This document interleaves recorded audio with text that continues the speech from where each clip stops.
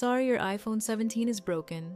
That's what my sister said right after I told her I wouldn't lend her $10,000. She held the phone out to me, screen shattered, voice flat, like she just commented on the weather. For a second, I honestly thought I misheard her, but I didn't. And in that quiet pause between us, something inside me shifted. Not just anger, not just shock, clarity. Because that sentence didn't just break my phone. It exposed a pattern I'd been pretending not to see. It happened on a warm afternoon in Nashville, the kind of day that feels too calm to carry anything dramatic. I remember thinking the light through the window looked almost gentle. And then my sister looked at me and said, "Sorry, your iPhone 17 is broken." She didn't sound angry. She didn't sound apologetic either, just flat, casual, like she was returning a borrowed sweater with a small stain on it. In her hand was my phone. The screen was spiderwebbed with cracks, the glass splintered so badly it caught the light. It didn't look like something that had slipped out of someone's hand. It looked deliberate, controlled. This was seconds after I told her I wouldn't lend her $10,000. I remember blinking at her, waiting for the punchline, waiting for the part where she'd say she was joking. But she didn't. She just shrugged the smallest lift of her shoulder like the damage was a minor inconvenience. Like it was something I could quietly fix, and we could all move on. I asked her why she had even touched my phone. She didn't answer directly. She didn't need to. The look on her face said everything. She expected me to absorb it. She expected me to sigh, maybe scold her lightly, and then somehow end up being the one smoothing things over. Before I could say anything else, my mom stepped in. "It was an accident," she said softly, already positioning herself between us. "Don't make a big deal out of it." That tone. I knew that tone. It was the one she reserved for moments when Kendra had clearly crossed a line, but we were all supposed to pretend she hadn't. The tone that wrapped itself around her like protection. Mom didn't ask what happened. She didn't examine the phone closely. She didn't look at my face long enough to notice the way my jaw had tightened. She just moved straight to minimizing it. Just an accident. Don't make a big deal. And there it was, the script. Kendra creates the mess. Mom smooths it over. And I'm expected to swallow whatever's left, because I'm the calm one, the capable one, the one who can handle it. I stood there, holding the broken phone, feeling something unfamiliar settle in my chest. Not the usual rush of anger, not even embarrassment. It was quieter than that, heavier, recognition. This wasn't about a phone. It wasn't even about the $10,000. It was about the assumption, the confidence in her voice when she told me it was broken, the certainty that I would bend. I'd seen that look before. The one where she watches me carefully, like someone watching a machine they've used 100 times. Press the right buttons and it will perform exactly the way it always has. Mom kept talking, filling the silence with gentle excuses. She didn't mean it. You know how stressed she's been. It's just a phone. Just a phone, but I could feel the weight of every other just piling up behind it. Just a small loan, just a favor, just this once. I didn't raise my voice. I didn't argue. I didn't defend myself. And that was new, because usually I would have tried to explain. I would have tried to make them understand why it hurt. I would have worked to restore balance in a room that I didn't tip in the first place. This time I stayed quiet. Silence has a strange way of exposing expectations. The longer I said nothing, the more uncomfortable they seemed. Kendra's eyes flicked over my face, searching for the version of me she was used to. The one who would eventually sigh and say, "Fine, forget it." But something inside me had gone still. I realized standing there in that warm Nashville afternoon that I had reached a limit I didn't even know I had. Not a dramatic breaking point, no shouting, no tears, just a clear line. I couldn't go back to pretending this was normal. I couldn't keep participating in a pattern that required me to shrink so someone else wouldn't have to grow. It was almost surreal how ordinary the moment looked from the outside. 3 women in a room, a broken phone, a small family disagreement. But inside me, it felt irreversible. I saw the dynamic with a kind of sharpness I'd avoided for years. The entitlement, the enabling. My role in keeping it all intact by absorbing the impact. And I understood something quietly terrifying. If I responded the way I always had, nothing would change. Not next week, not next year, not ever. So I held the shattered phone in my hand and let the silence stretch. And I have to ask you, if you were standing there, screen-cracked excuses already lining up before you could speak, what would you have done? Would you have brushed it off? Would you have demanded an apology? Or would you like me feel that subtle shift inside the moment you realize you're not just dealing with one broken thing, but a pattern that's been cracking for years? When I got back to my apartment that afternoon, the quiet felt heavier than usual. Nashville traffic hummed faintly outside, but inside, it was just me. And the truth I'd been sidestepping for years. My sister, Kendra Collins, hadn't suddenly transformed into someone capable of smashing my phone over $10,000.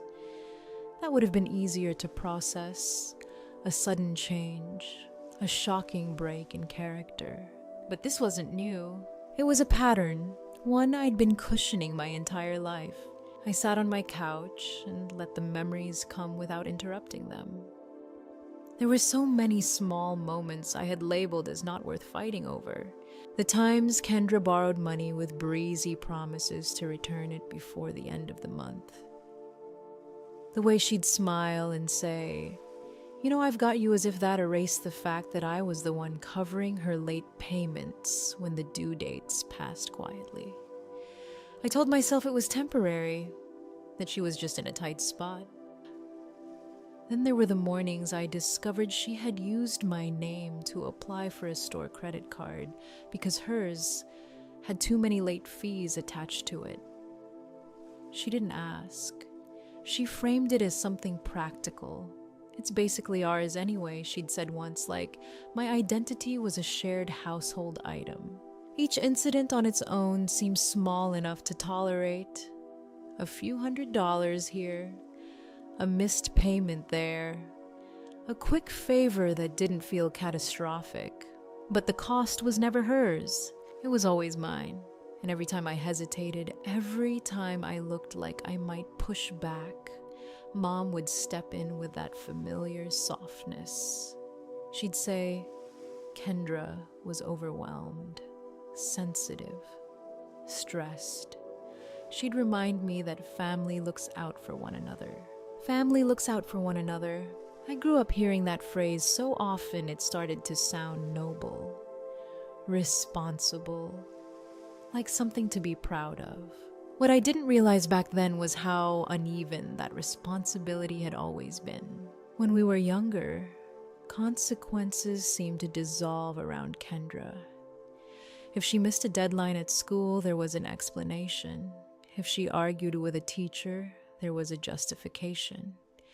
If she spent money recklessly, there was a reason she couldn't help it. Meanwhile, I was praised for being strong, for being the one who could handle more, the dependable one, the mature one. It sounds like a compliment when you're a child. It doesn't feel like one when you realize it quietly trained everyone around you to expect your endurance. I learned early that my disappointment should be quiet, that my frustration should be contained, that keeping the peace was my role. I wore that role like armor for years, convincing myself that restraint meant I was the responsible daughter, the reasonable sister. But sitting there in my apartment, replaying the shattered phone in my mind, I felt something different. Not anger this time, clarity. I called Jordan Hale that evening because he had already sensed something was off earlier when my voice cracked on the phone. Jordan has known me long enough to recognize when I'm swallowing something heavy. I told him everything.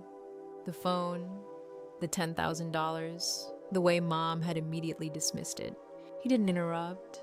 He didn't rush to comfort me. There was a long pause after I finished, and then he said something simple. You know, this isn't about the phone, right? I let out a short laugh because that was exactly what I'd been realizing. Jordan didn't soften it. He didn't say, maybe she didn't mean it. He didn't frame it as stress or misunderstanding. He approached it the way he approaches everything factually. You've been carrying her consequences for years, he said. That's not support. That's substitution. Substitution. The word hit differently. He reminded me of things I'd brushed off. The lease I co-signed when Kendra's finances collapsed. The subscriptions that quietly appeared on my accounts. The way I always seemed to be the backup plan. You're not overreacting, he added. If anything, you're late. Late. For the first time, someone wasn't asking me to minimize it. They weren't telling me to be patient. They weren't suggesting I was dramatic. They were validating the pattern. And that's when I stopped describing these moments as isolated incidents. I started calling them what they were. Entitlement, enabling, and my participation in keeping it all afloat. I had mistaken tolerance for loyalty. I had confused silence with strength. But strength doesn't require you to erase yourself so someone else can stay comfortable. As I sat there replaying memory after memory, I realized how much energy I'd spent cushioning Kendra's falls. How often Mom's version of fairness meant adjusting me downward so Kendra wouldn't have to adjust upward. The broken phone wasn't shocking because it was extreme. It was shocking because it was honest. It stripped away the politeness, the pretense, the idea that this dynamic was harmless. And once I really named it, I couldn't unsee it. I wasn't the responsible one. I was the reliable landing pad. And for the first time in my life, I allowed myself to consider a possibility that felt both terrifying and freeing. What if I stopped? That night, I told myself I was just going to glance at my accounts.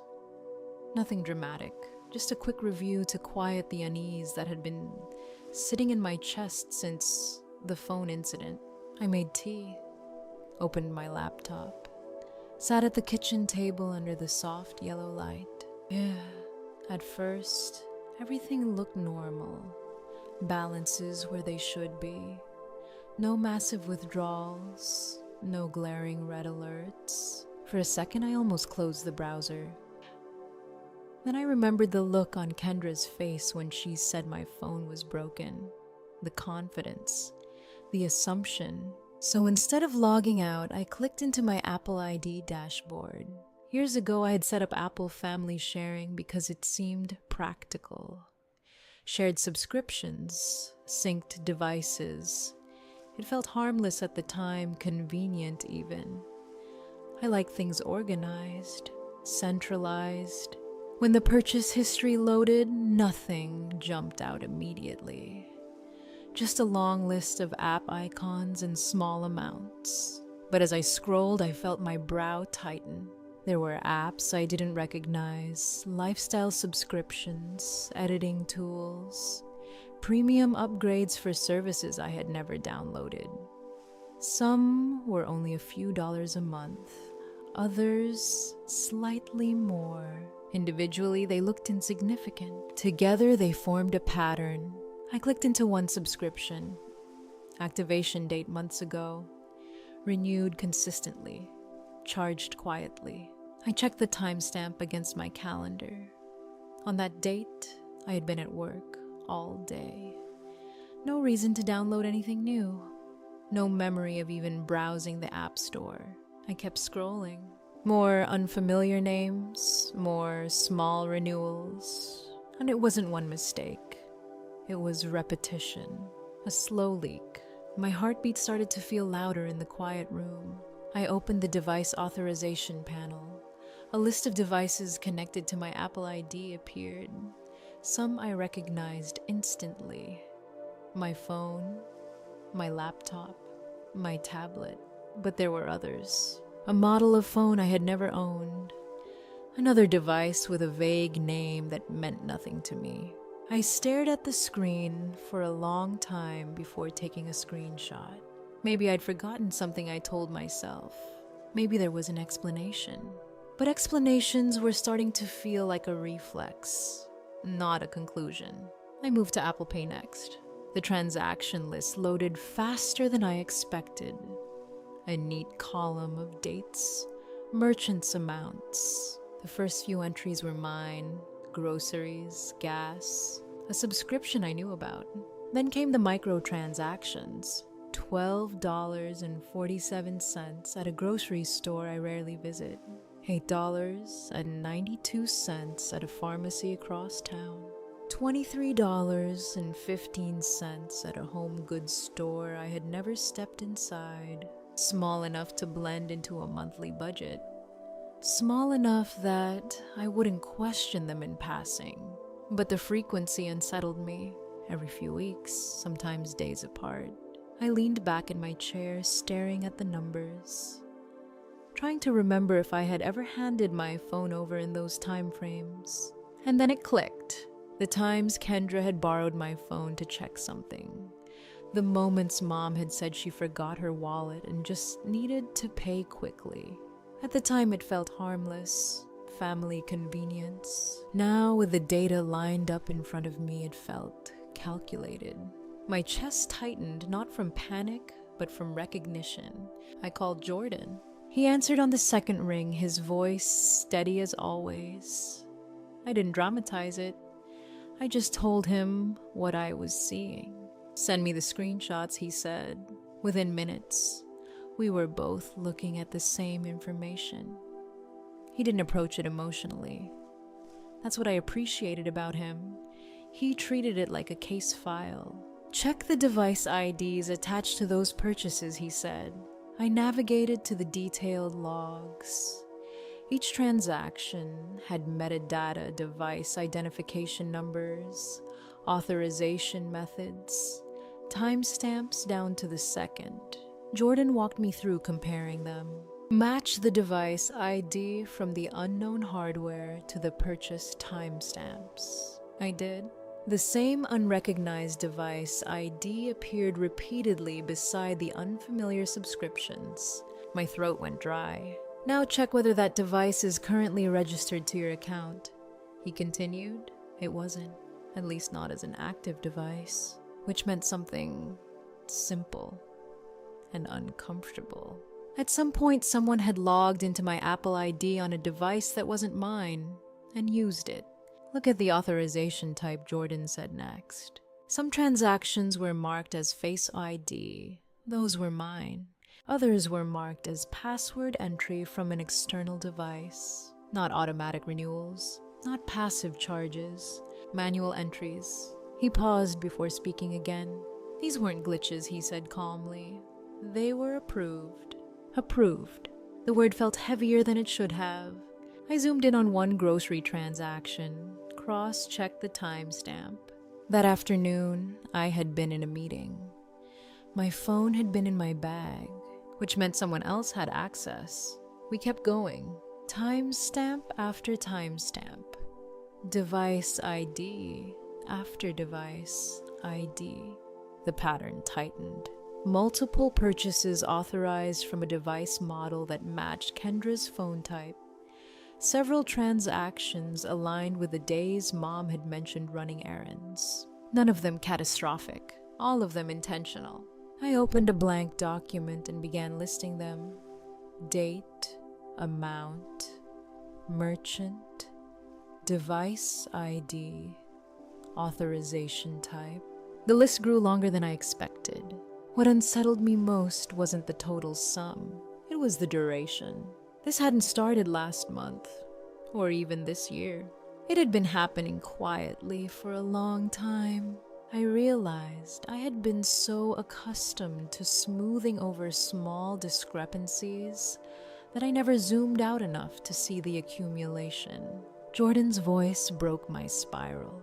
"Do you see the consistency?" he asked. "Yes." "And do you see that none of these are tied to your physical devices?" "Yes." He didn't need to say the final sentence out loud, but he did. "This is unauthorized access." There was no anger in his tone, no judgment, just fact. And with that, the last layer of doubt dissolved. I wasn't being dramatic. I wasn't misremembering. I wasn't overreacting to a broken phone. I was looking at proof that my accounts had been treated like shared property without permission. I scrolled back up to the top of the document. The clean, organized list of evidence looked almost clinical. It steadied me, because once something is documented, it stops being a vague feeling. It becomes tangible. The emotional shift wasn't explosive. It was quiet. Doubt had been whispering all evening, suggesting maybe I was connecting dots that didn't belong together. But certainty felt different. It didn't shout. It settled. I went back into my settings and checked login history one more time. More unfamiliar IP addresses. More sessions initiated from devices that weren't mine. Every click revealed another small confirmation. By the time midnight approached, the room felt different. Not heavier, clearer. The narrative I had carried for years that these were misunderstandings. Harmless favors, small oversights no longer held. The data didn't argue, it didn't excuse, it simply showed.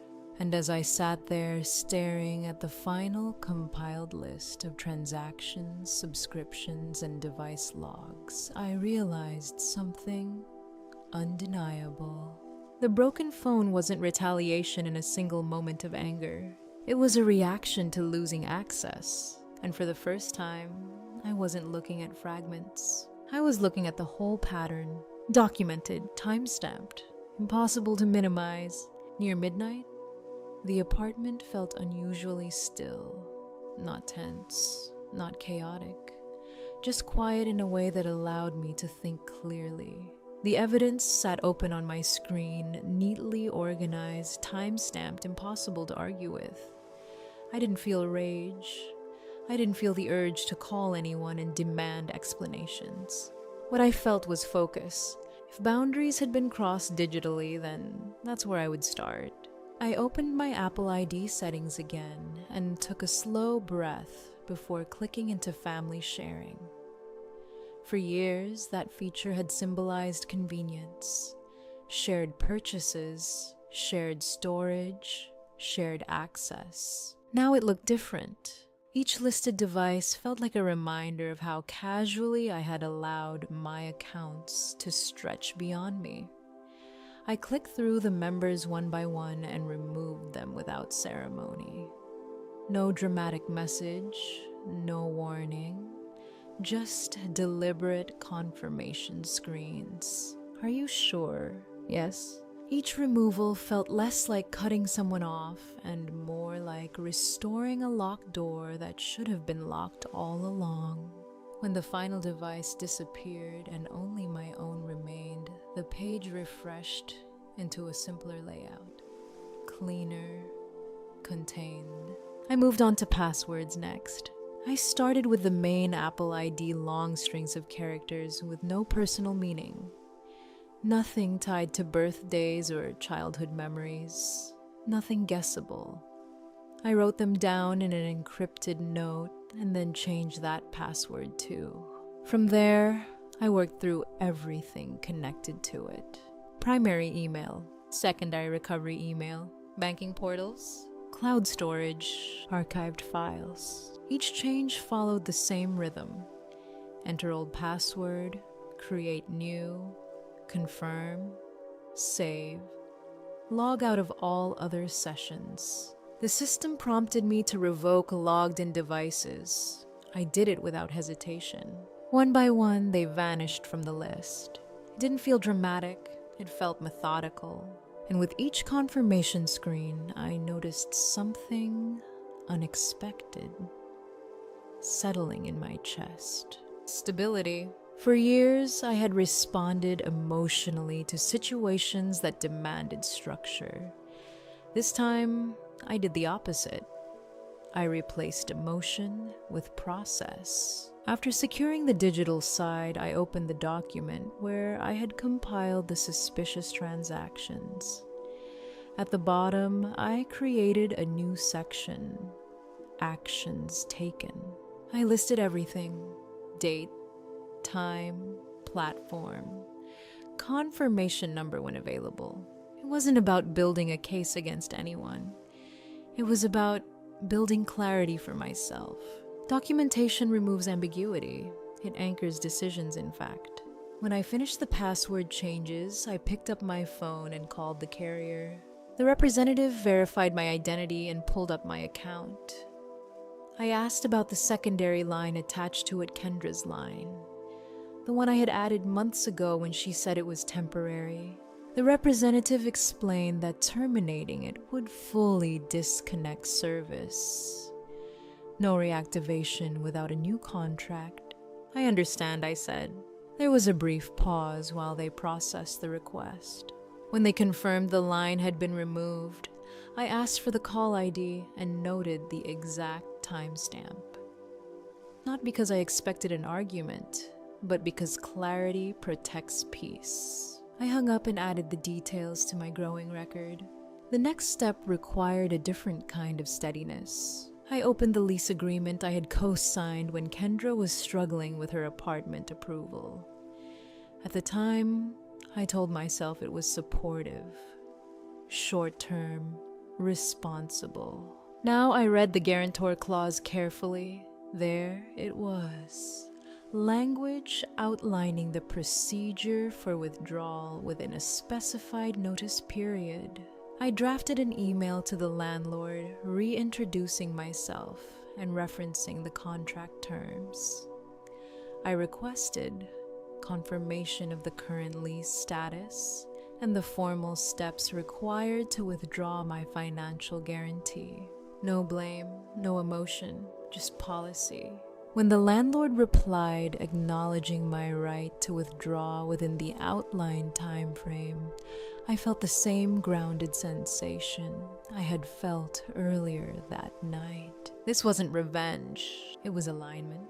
I submitted the required documentation through the official portal and saved copies of everything: PDFs, confirmation emails, timestamps. Then I backed them up in a private folder separate from any shared cloud services. For the first time in a long while, I felt like I was standing on solid ground rather than bracing for impact.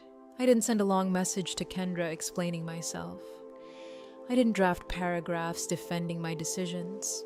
The only notification I sent was brief and factual. All shared access had been revoked. Linked services would no longer function. I would not be responsible for any future charges. I read it twice before pressing send, checking for emotion. There wasn't any, just clarity. Afterward, I closed my laptop and sat back in my chair. The apartment was quiet in the way it had been earlier, but now the quiet felt earned. For years, I had equated love with availability, support with absorption, Loyalty with sacrifice. Tonight felt different. Every action I had taken was within my rights. Documented, measured, calm. Boundaries are often imagined as loud declarations, dramatic confrontations, ultimatums thrown across rooms. Mine looked like confirmation numbers, password resets, official emails. It wasn't about punishing anyone. It was about removing myself from systems that had quietly treated my stability as communal property.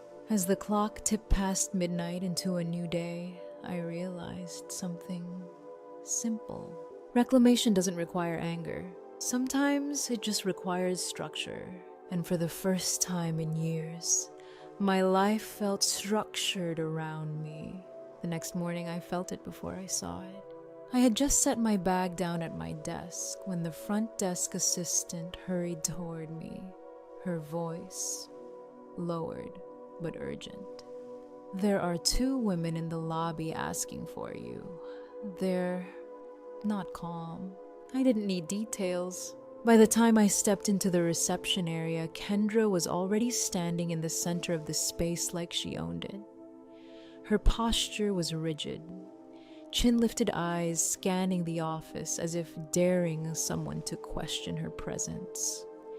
Mom stood slightly behind her hands, clasped, wearing that strained expression that tried to blend concern with quiet authority. The moment Kendra saw me, she moved forward. "You locked me out of everything," she said loudly, not caring who heard. "Fix it. Now." Her voice carried across the lobby. A few employees glanced up from their desks. I felt the attention shift toward us, but I didn't rush my response. "I secured my accounts," I said evenly. "They belong to me." Mom stepped in quickly, her tone soft but edged with expectation. "Mallory, please don't do this. Your sister is under a lot of stress. Just restore her access. We can talk about the rest later." Talk about the rest later. That phrase used to work on me. It suggested compromise. It suggested calm resolution. But this time it sounded like postponing accountability. Kendra's jaw tightened. "You're being dramatic. I built everything through those accounts. You can't just shut me out because you're upset." "I'm not upset," I replied. "I'm correcting unauthorized access." The word unauthorized hung in the air longer than I expected. Her expression shifted from indignation to anger. She leaned closer, lowering her voice, just enough to make it feel personal. "If you don't fix this right now, I'll make sure everyone here knows exactly how selfish you are. Let's see how respected you feel after that." It wasn't a plea anymore. It was a threat. Before I could answer, I noticed movement to my right. Jordan had stepped into the lobby not as my friend, but in his role on the company's internal compliance team. His posture was neutral, professional. He didn't look at me for reassurance. He wasn't there to defend me emotionally. He was there to ensure workplace policy wasn't being violated. That difference mattered. "Is there a business purpose for this visit?" Jordan asked calmly, directing the question toward Kendra. She scoffed. "This is a family matter." "Then it does not belong in a secured workspace," he replied evenly. Mom attempted one more appeal. "We're just trying to resolve something privately." Office management arrived moments later, alerted by the raised voices. The manager addressed Kendra directly. "You're disrupting operations. I need you to leave." Kendra didn't move at first. She looked at me, waiting for the old version of me to step in and smooth it over. I didn't. When security approached, the reality of the situation seemed to settle over her. She turned sharply toward the exit heels, clicking against the tile floor. At the doorway, she stopped and faced me one last time. "You're going to regret this," she said. When you need us, don't expect anything. There was something almost desperate beneath the threat. I held her gaze. Every decision I made reflects what's already happened, I said quietly. I'm prepared for that. She searched my face for hesitation. There wasn't any, and then they were gone. The lobby slowly returned to its normal rhythm. Conversations resumed. Screens flickered back to life. But I stood there for a moment, longer aware that the confrontation hadn't shaken me the way it once would have. The tension had been high. The pressure had been familiar. The difference was simple. This time I didn't bend. The fallout did not arrive as a single dramatic collapse. It unfolded in measured procedural increments, each consequence linked quietly and directly to the choices Kendra Collins had made long before anyone else intervened. The first ripple appeared at her workplace. 2 days after the access had been removed from my accounts and the Apple family sharing network dismantled, Kendra began experiencing authentication failures at work. Multi-factor prompts were not verifying. Her password reset requests triggered internal flags. Device recognition logs showed irregular patterns, new logins from hardware that did not match her registered equipment. None of that had anything to do with me, but it had everything to do with what she had been doing. Jordan Hale, who understood enterprise compliance far better than I ever wanted to explain it. Simply, when someone becomes accustomed to bypassing boundaries in one area of life, they often develop sloppy digital habits everywhere. Reused credentials, cross-device logins, shortcut authentication. It leaves a pattern. Her company's internal IT audit detected anomalies that triggered a temporary access freeze pending review. HR became involved. At first, it was described to her as a routine security review, but device IDs linked to her account showed repeated attempts to authenticate through platforms that mirrored the timestamps of the unauthorized Apple Pay activity we had already documented. Not proof of theft from me, just proof of questionable digital behavior. And corporations do not debate questionable digital behavior.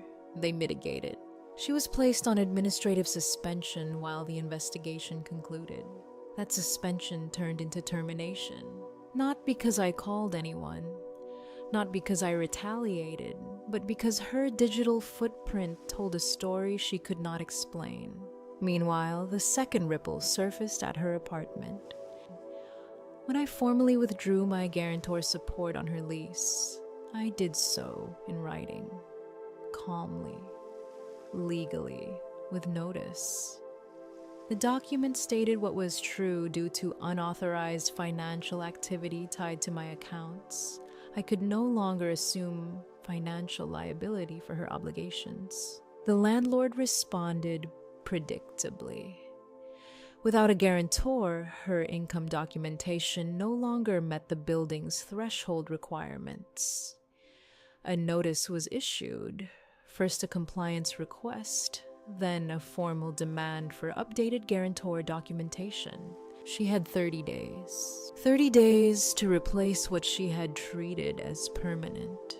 The third ripple was quieter, but more insidious. Family narratives began to shift. My mother called relatives first, the ones closest to her, then the extended circle. The story she told was softer around Kendra and sharper around me. She overreacted. It was just a misunderstanding.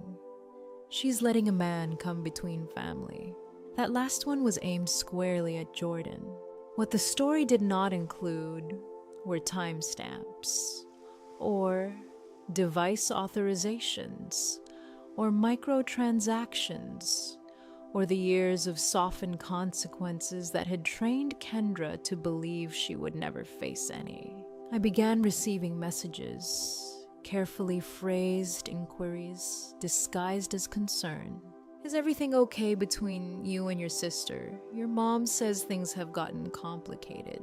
Complicated.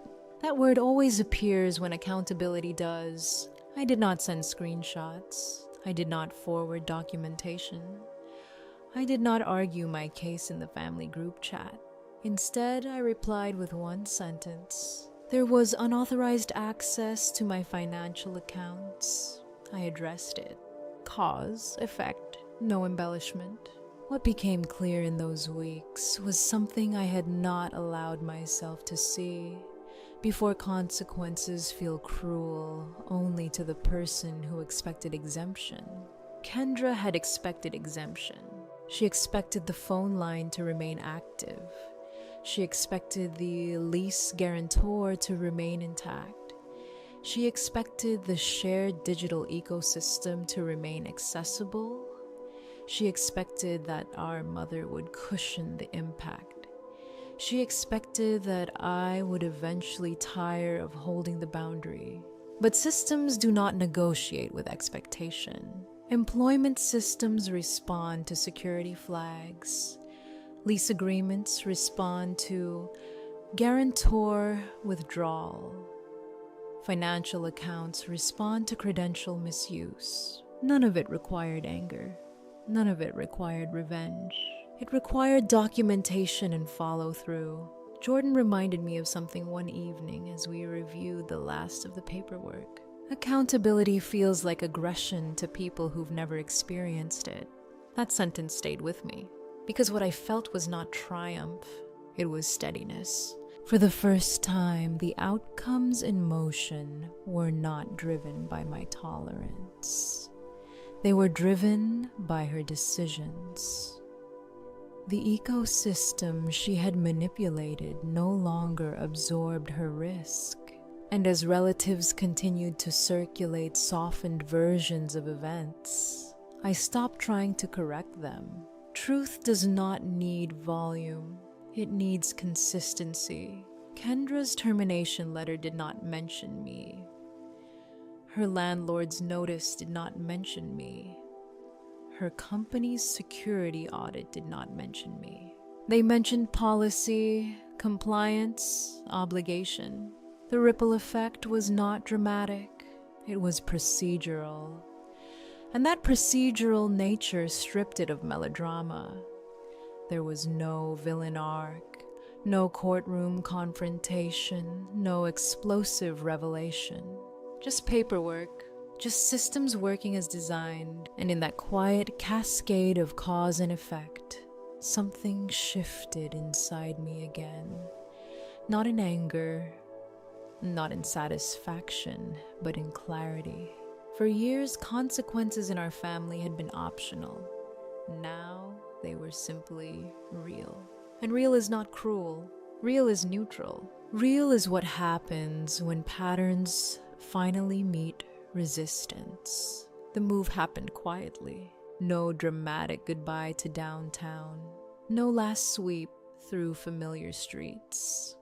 Just boxes labeled in careful handwriting stacked near the door of the apartment that had held more tension than peace by the end. I chose a smaller place outside the center of Nashville, farther from the noise, farther from the constant hum of restaurants and traffic, farther from the memories that clung to certain intersections. The new neighborhood was slower, tree-lined streets, porch lights instead of neon signs. In the evenings, the loudest sound was wind moving through leaves instead of sirens or bar crowds spilling into sidewalks. It felt intentional, not like retreat, like recalibration. My phone still lit up sometimes. Mom, unread. Voicemails stacked in a row, each one a variation of the same tone, hurt braided with insistence. You didn't have to go this far. We're family. Call me back. I didn't delete them. I just didn't press play. There was one letter too, a physical one. My mother's handwriting immediately recognizable, rounded, deliberate, slightly slanted to the right. It arrived a week after I moved. I held it for a long time before opening it. The message inside was predictable, a plea for restoration, a reframing of events, a softening of Kendra's actions into misunderstandings. I folded it back along its original crease. Then I placed it in the top drawer of my desk, not torn up, not displayed, just contained. Jordan came over that evening with takeout from a small Thai place down the street. We carried the cartons onto the balcony, if it could even be called that. It was really just a narrow platform with 2 chairs and a metal railing.